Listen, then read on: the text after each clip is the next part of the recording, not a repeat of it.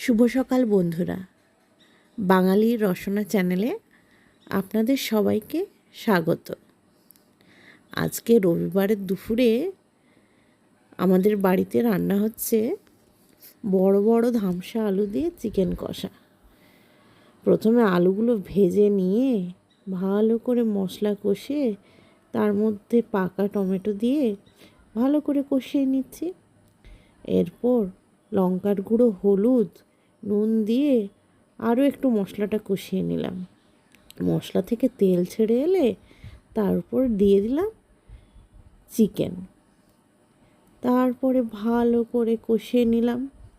কষাতে কষাতে কষাতে কষাতে মাংস থেকে যখন জল ছেড়ে আসবে তখন হাই ফ্লেমে কিছুক্ষণ ফুটিয়ে নিতে হবে।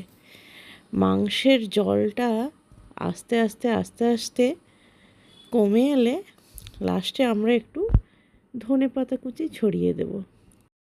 এর মাঝেই আমি দিয়ে দেব ভেজে রাখা আলুগুলো। আমাদের চিকেন কষা রেডি।